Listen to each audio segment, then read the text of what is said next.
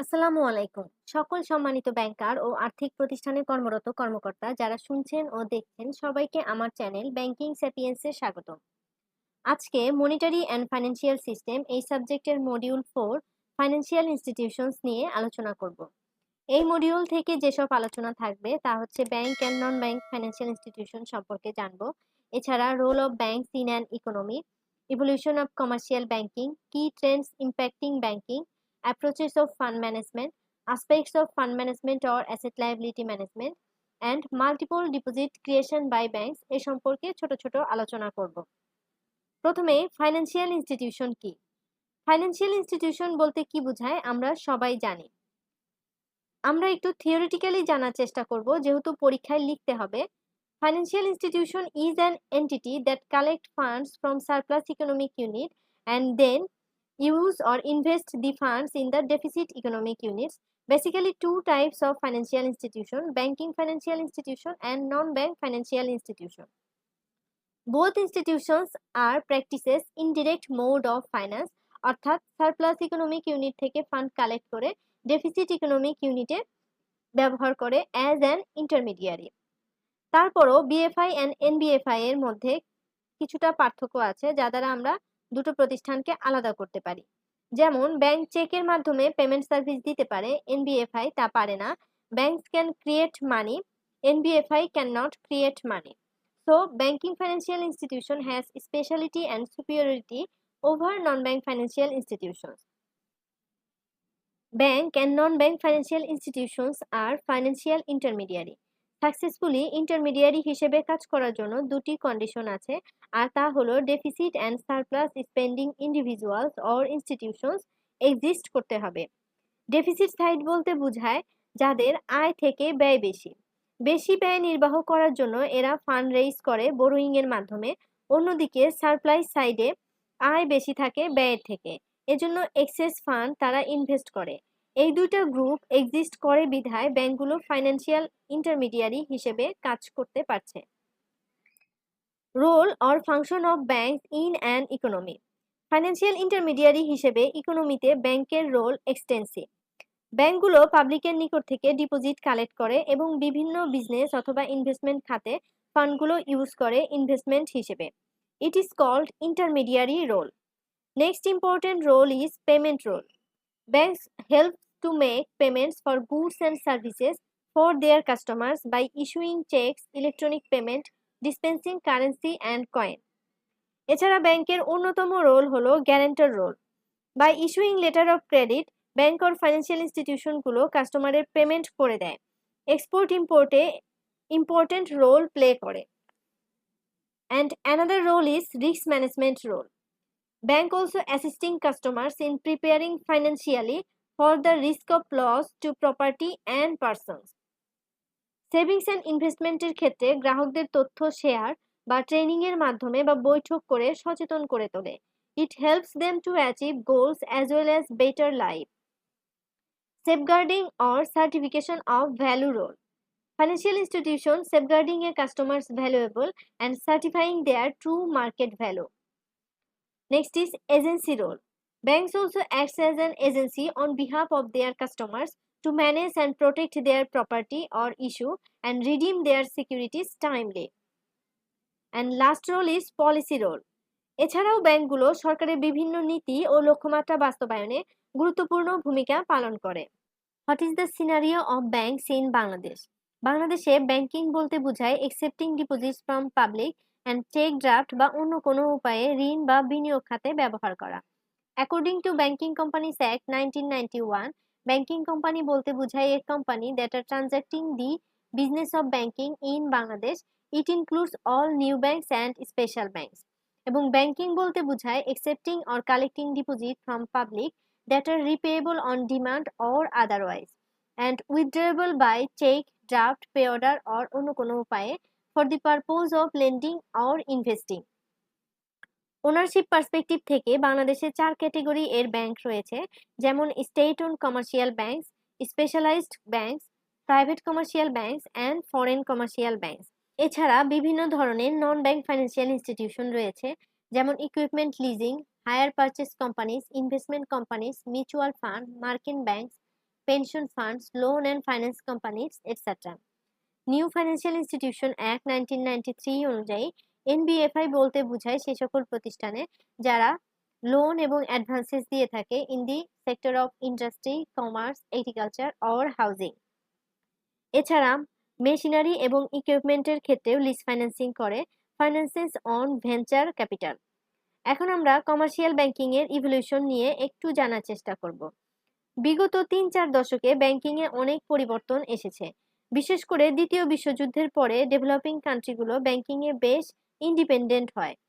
Local industrialist এবং ব্যবসায়ীদের কাছে মনে হয় ফরেন কমার্শিয়াল ব্যাংকসগুলো তাদের প্রতি সিম্প্যাথেটিক নয় এবং ক্ষেত্র বিশেষে দে আর এক্সপাট্রিয়েট দি লোকাল এন্টারপ্রাইজেস।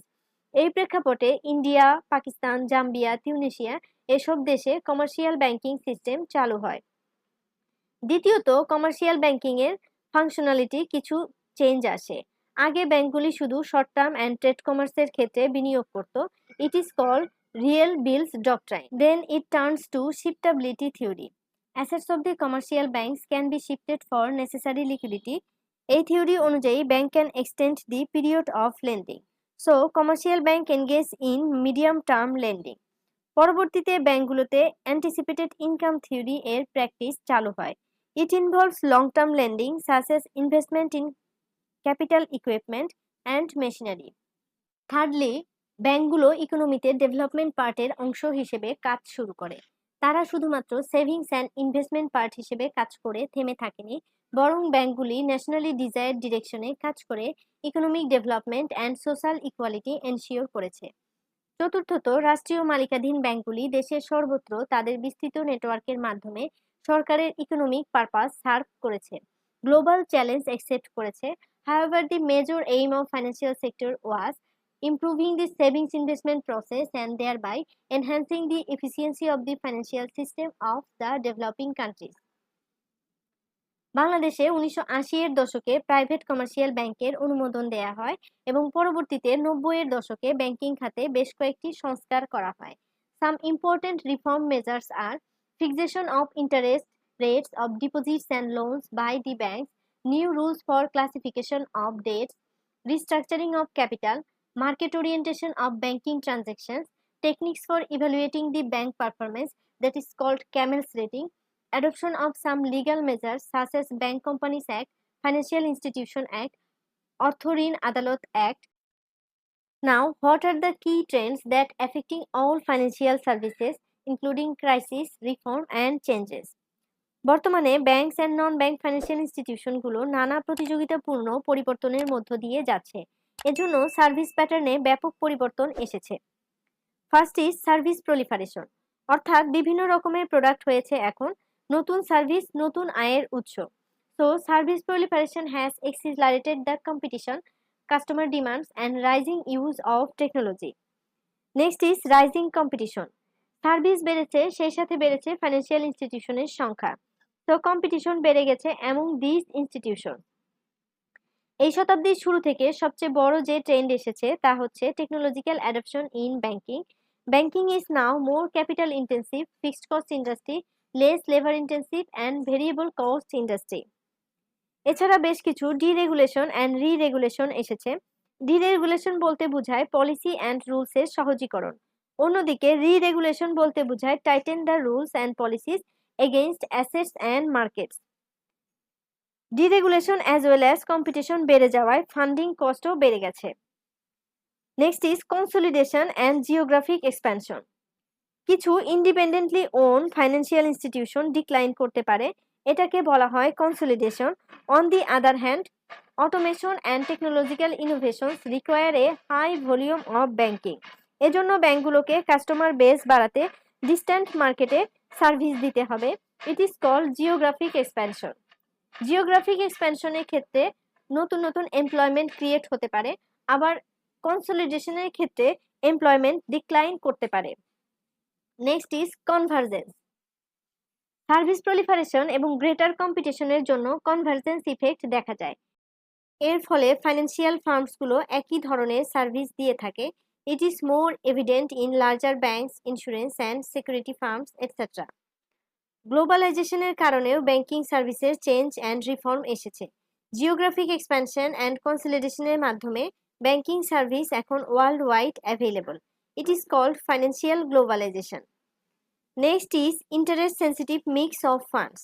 বর্তমানে বেশিরভাগ customer educated, most of them are financially literate, so they are more interest sensitive. So financial service providers must strive to be more competitive as per customer demands. Needs. The statement banks are dying. Is it true or wrong? It is a contradictory statement. বর্তমান আর্থিক প্রেক্ষাপটে কেউ কেউ মনে করেন banks আর dyeing, আবার অনেকে এই স্টেটমেন্টের সাথে ডিসএগ্রি করেন। অ্যাগ্রি অর ডিসএগ্রি যেটা করবেন সেই অনুযায়ী এক্সপ্লেইন করতে হবে পরীক্ষায় এ ধরনের প্রশ্ন আসলে। আমি এখানে ডিসএগ্রি করে এক্সপ্লেনেশন টানার চেষ্টা করব। মার্কেটে ব্যাংকিং শেয়ার কমছে, অন্যদিকে নন ব্যাংক ফাইন্যান্সিয়াল ইনস্টিটিউশন আর সিকিউরিটি ফার্মসগুলোর মার্কেট শেয়ার আর স্টিল গ্রোয়িং। তো অনেক বিশ্লেষক মনে করেন ব্যাংকস আর ডাইং, অনেক অর্থনীতিবিদ মনে করেন ব্যাংকগুলোতে হাই রেগুলেশন এবং নন ব্যাংক ফাইন্যান্সিয়াল ইনস্টিটিউশনে লেস অর নো রেগুলেশন এর পেছনে দায়ী। However, I am not agree with this statement. ব্যাংকগুলো কিছু স্ট্র্যাটেজি ফলো করে এই অবস্থা থেকে উত্তরণ পেতে পারে, যেমন they can offer new services such as selling shares in mutual funds, insurance policies, etc., charging higher user fees for many former free services, offering more services through subsidiary businesses that are not as closely regulated as banks, entering into joint venture with independent companies and thereby avoid at least some burdensome regulations. পরিশেষে এটা বলা যায় যে traditional banking may be dying, but if banks are given greater freedom to respond to the public changing demands for new services, they need not pass away, rather it will gain more strength. অর্থাৎ সময়ের সাথে সাথে এবং technology ডেভেলপমেন্টের সাথে সাথে পাবলিকের demand অনুযায়ী যদি প্রোডাক্ট ডিজাইন করা হয়, তাহলে ব্যাংকিং সার্ভিসের স্ট্রেংথ আরও বৃদ্ধি পাবে। ফাইন্যান্সিয়াল ইনস্টিটিউশনগুলোর মেজর টাস্কের মধ্যে অন্যতম টাস্ক হচ্ছে fund management or asset liability management. There are two approaches of fund management, one is pool of fund approaches and another is conversion of fund approach. এক্সামে diagram or flowchart এঁকে answer করলে marks বেশি পাওয়া যায়। এখন যে diagram আপনারা দেখছেন এটা পুল অফ ফান্ড অ্যাপ্রোচ। এই পদ্ধতিতে বিভিন্ন সোর্স থেকে ফান্ড সংগ্রহ করে একত্রিত করা হয় এবং সেই পুল থেকে এরপর primary reserve, secondary reserve, loans and long term open market সিকিউরিটিসে ইনভেস্টমেন্ট করা হয়। Another approach is conversion of fund approach. এই অ্যাপ্রোচে প্রত্যেকটা সোর্সের ফান্ডই আবার বিভিন্ন খাতে ব্যবহার করা যেতে পারে, যেমন primary reserve, secondary reserve, loans, long term open market securities. It looks very clumsy but it is more scientific. Financial ইনস্টিটিউশনের ফান্ড ম্যানেজমেন্ট যে কোনো একটা সিঙ্গেল স্ট্র্যাটেজি ফলো করে করা যায় না, কারণ ব্যালেন্স শিটের বিভিন্ন সেগমেন্টের বৈশিষ্ট্য ভিন্ন ভিন্ন, তাই সিচুয়েশনের উপর ডিপেন্ড করে এক এক সময় এক এক স্ট্র্যাটেজি ফলো করা হয়। Now different aspects of asset liability management. Balance শিটের লায়াবিলিটিকে দুই ভাগে ভাগ করা যায়, inside liability and outside liability. Sources of funds like deposits and borrowings from other banks are outside liability, and capital is considered as inside liability. Asset structure কেও দুই ভাগে ভাগ করা যায়, non earning assets that is cash and liquid reserve, and earning assets it includes loan, investment, lease etcetera. Profitability ensure করতে হলে balance শিটের assets and liability properly manage করতে হয়। আউটসাইড লায়াবিলিটির ক্ষেত্রে কস্ট মিনিমাইজ করতে হবে এবং স্ট্যাবিলিটি ধরে রাখতে হবে ফান্ডের। Inside liability is the regulatory requirement for banks, it is 10% of risk weight asset or BDT 4 billion whichever is higher. Earning অ্যাসেটের অবজেক্টিভস হলো রিটার্ন ম্যাক্সিমাইজ করা এবং রিস্ক মিনিমাইজ করা। নন আর্নিং অ্যাসেটের ক্ষেত্রেও রেগুলেটরি রিকোয়ারমেন্ট আছে, যেমন সিআরআর, এসএলআর মেনটেন করতে হয়, এটা টাইম টু টাইম আপডেট হয়। তো বাংলাদেশ ব্যাংকের ওয়েবসাইট থেকে পরীক্ষার আগে আপডেট ডেটা জেনে নিতে হবে। এছাড়া অ্যাসেট এবং লায়াবিলিটি এর ইন্টারেস্ট রেট এবং ম্যাচুরিটি এর মধ্যে ম্যাচিং করানোটা ব্যাংকিং ফাইন্যান্সিয়াল ইনস্টিটিউশনের অন্যতম গুরুত্বপূর্ণ ফাংশন।